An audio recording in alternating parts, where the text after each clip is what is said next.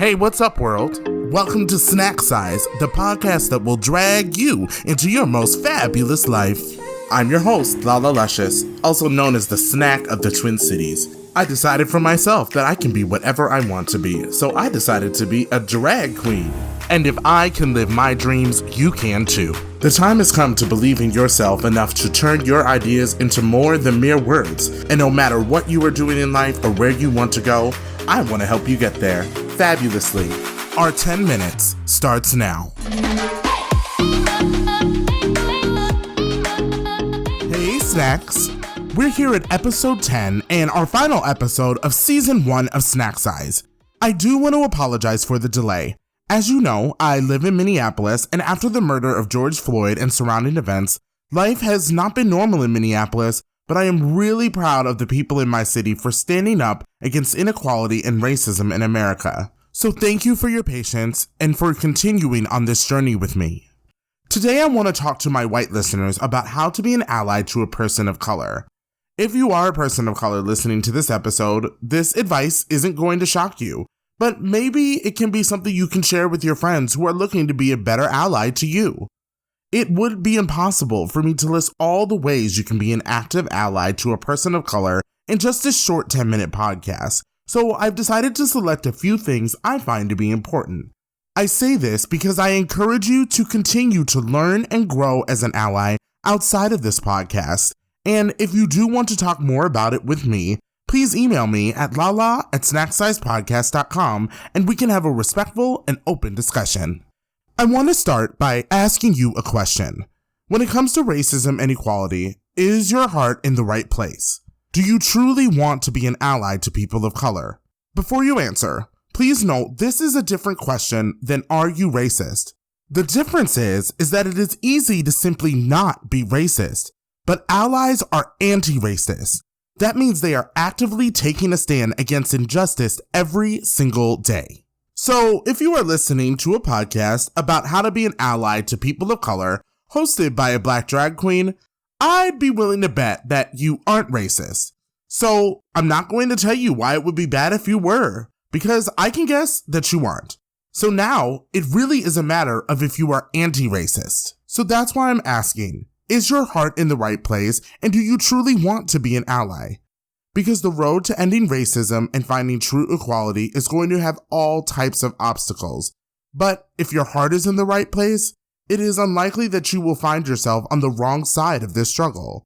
Now, just because your heart is in the right place doesn't mean you don't have things to learn, ways to grow, or responsibilities as a white ally in terms of lifting up people of color.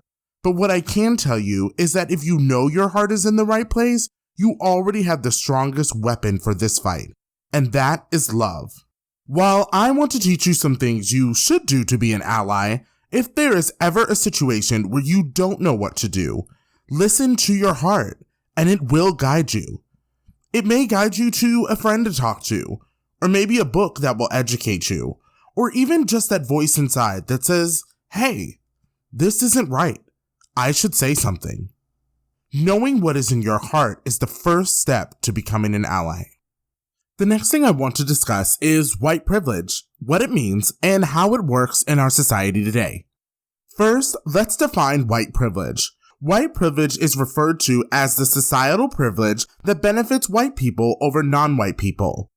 One thing I hear from people who don't understand white privilege is they seem to think the concept implies that they haven't experienced challenges in life because they are white. That is not at all what white privilege is. White privilege means that if you are white, the color of your skin won't be one of the things holding you back in this world. Now, if you are listening to this and you are a white person, it is highly possible you got really defensive as I used the term white privilege. I want you to know that having white privilege and acknowledging it is not racist. Let me say that again. Having white privilege and recognizing it is not racist. However, once you recognize that you have white privilege, it is how you use it that determines whether or not you are racist. White privilege exists because of historic racism, prejudice, and inequality. But today, white privilege, when recognized correctly, has the power to overturn systematic racism. On the other hand, it also has the power to uphold it as well. As a white ally, you get to decide how you want to use your privilege. If you choose to use your white privilege as a weapon to fight racism, then you are doing the much needed work that must be done to change equality and race issues in this world. Learn when to listen, when to amplify, and when to speak up. When people of color speak to their experiences of oppression, it's important for white people not to dominate the conversation or question those experiences. But you can use your privilege to amplify those voices. There are also times when white people should speak up. If you hear racist remarks, speak up. If you see opportunities to educate people about race, do so. As an ally, your privilege can be a tool to reach people who may be more likely to listen to you or relate to your journey in understanding your own relationship to race and white privilege. When confronted with race issues, especially an accusation of being racist, I hear white people say two things. The first is, I don't see color. The second is, I have black friends. These statements, although they may support that someone does not have a bias against someone because of their race, are both insensitive and ignorant statements. When someone says, I don't see color, what they think they are saying is that they don't judge someone based on the color of their skin. However, what people of color hear is, I am ignoring your race because it makes me more comfortable to do so. That is not a healthy viewpoint for you or any of the people of color in your life. For me, my blackness is a part of who I am, so it is not possible for someone to accept me and not see my color.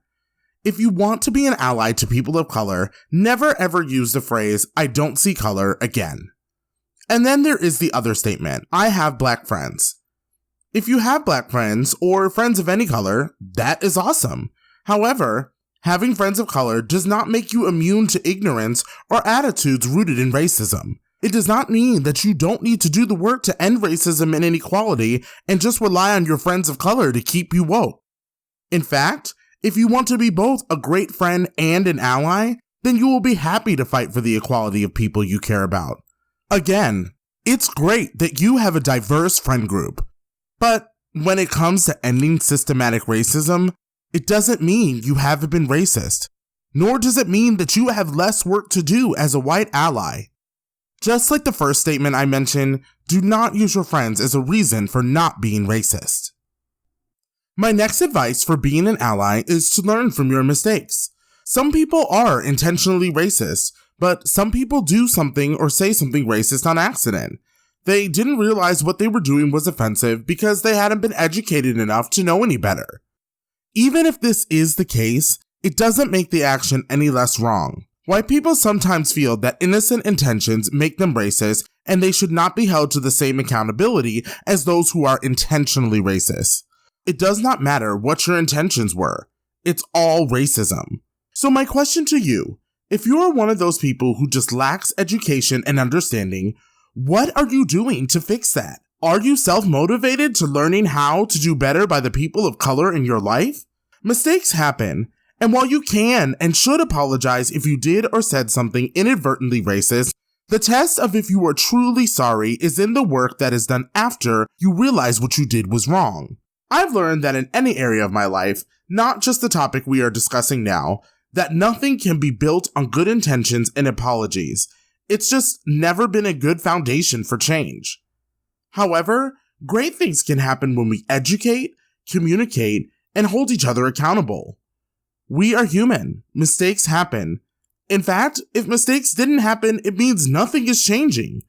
I can't speak for all people of color, but speaking for myself as a black man, I can say that I can forgive someone who does the work to educate themselves than someone who just says, I'll do better next time. Learning from your mistakes is a crucial part of understanding and ending racism. To understand racism, you need to hear it from someone who is suffering from it. So believe me when I say that I appreciate that you listened to this episode. What I have discussed here are just a few things you can do to be an ally to people of color. I encourage you to continue to educate yourself on racism and how to end it. To recap what we've covered here, the first is, make sure your heart is in the right place. Recognize your privilege. Amplify voices of color. Don't ignore someone's race. And last but not least, learn from your mistakes. No matter where you are in the world, the fight against racism and the struggle for equality are far from over. So believe me when I say that your words and actions matter. It is essential that we continually reflect on what we can do to address racial inequality. To end this episode, I'd like to leave you with a quote from Dr. Martin Luther King Jr. He said, "Human progress is neither automatic nor inevitable. Every step toward the goal of justice requires sacrifice, suffering, and struggle, the tireless exertions and passionate concern of dedicated individuals." Until next time, see you later, Snack. Hey, Snack! I hope you enjoyed this episode of Snack Size. I also want to let you know that this podcast is now on iHeartRadio. Download the iHeartRadio app and follow Snack Size the podcast so you don't miss out on any of my content exclusive to iHeartRadio. Also, check out my new website, www.snacksizepodcast.com, where you can listen to all your favorite episodes and more.